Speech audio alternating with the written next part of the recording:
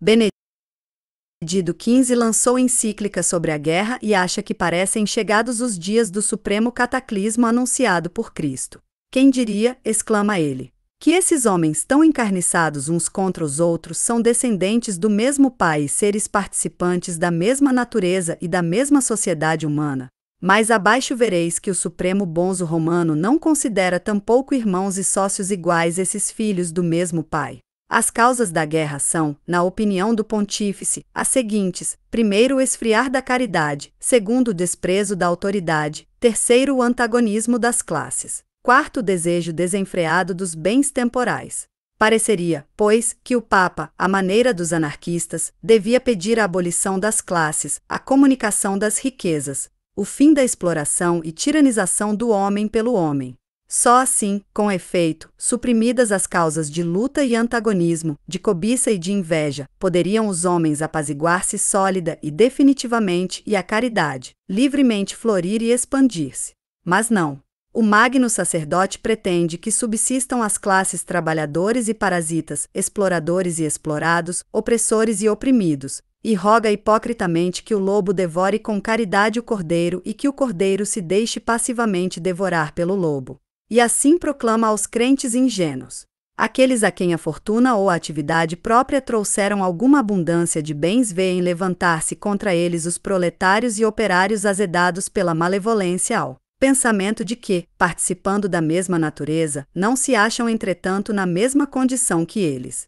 Uma vez imbuídos das teorias mentirosas dos agitadores, ao menor gesto de quem eles têm o costume de se curvar inteiramente, é boa. Diz isto o chefe infalível da Igreja dos dogmas e das obediências passivas. Quem poderia persuadi-los de que da paridade de natureza não deve seguir-se necessariamente que todos os homens obtenham a mesma situação na sociedade, mas que a condição de cada um deve ser a que ele adquiriu com seus talentos quando não é impedido pelas circunstâncias. Assim, os menos afortunados que lutam contra os ricos, como se estes detivessem uma parte dos bens alheios, não pecam somente contra a justiça e a caridade, mas violentam a própria razão, tanto mais que poderiam também, com honesta concorrência no trabalho, alcançar uma condição melhor se assim quisessem. Um velho filósofo, bem inspirado, disse um dia, aliás sem grande esforço de observação nem de inteligência, que um homem de coração e de espírito só por acaso pode enriquecer.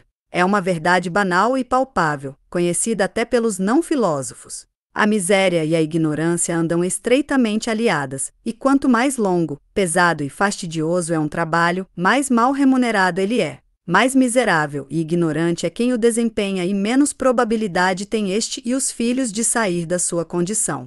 É assim que a riqueza é fruto da atividade própria. É mais fácil ganhar o segundo milhão do que o primeiro tostão, diz com acerto a sabedoria das nações. Os que enriquecem a valer ou o devem à herança, à fortuna, diz o Papa, com linguagem vaga ou mitológica, do mesmo modo que os reis herdam a coroa. Sejam embora míseros abortos físicos, morais ou intelectuais, ou o devem ao trabalho ou dos outros, na razão direta do número de salariados ou escravos modernos às suas ordens. A Igreja, hoje como sempre, defende a escravatura e finge ignorar ou encobrir que uma das injustiças sociais consiste precisamente em não poder cada um, na sociedade atual, desenvolver as suas faculdades e aptidões, dar aplicação aos seus talentos. A desigualdade não está na diferença de situação, mas no ponto de partida, nos meios e condições de desenvolvimento e de vida. Verdade seja que o pontífice romano fala em circunstâncias que impedem os homens de adquirir a condição adequada aos seus talentos. Ora, tais circunstâncias resultam de deterem os ricos uma parte dos bens alheios, ou antes, os meios de produzir, do facto de, por isso, regularem a produção em seu proveito exclusivo, do facto de obstarem ao desenvolvimento e aplicação completa daqueles meios produtivos.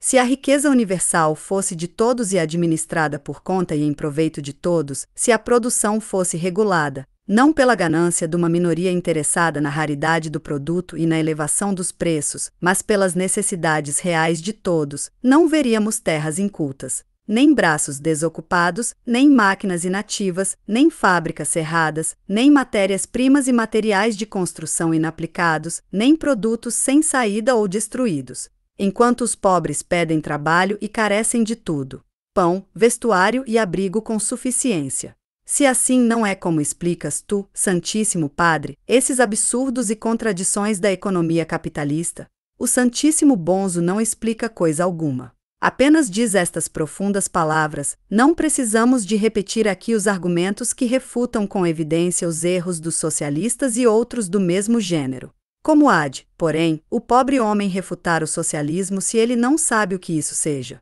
Este grande doutor da Igreja merecia ficar reprovado no mais simples exame de economia política. Se aos examinadores fosse dizer o que impinge aos pobres de espírito que o escutam, suprimir a diversidade das condições e, portanto, das classes é coisa irrealizável. Exatamente como no corpo vivo é impossível que os membros tenham todos a mesma função e igual dignidade. Mas quem diabo pretende que os homens desempenham todos a mesma função? Igualdade de condições significa os meios de que dispõe a sociedade empregados em facultar a cada um o desenvolvimento e livre aplicação das suas capacidades próprias, em proporcionar a cada membro do organismo os elementos de que ele necessita para o seu regular, contínuo, equilibrado funcionamento, exatamente como num corpo vivo. Significa a supressão das funções inúteis e parasitárias e o dever para cada um de pagar a sua cota de trabalho manual, com o direito de consagrar à cultura do espírito e do coração, ao progresso da arte e da ciência, as largas horas de ócio, proporcionadas pela mecânica bem aplicada, pelo esforço solidário de todos os adultos válidos e por uma justa divisão de trabalho. Significa, Santíssimo Rábula, a equivalência das funções igualmente necessárias à manutenção do organismo social.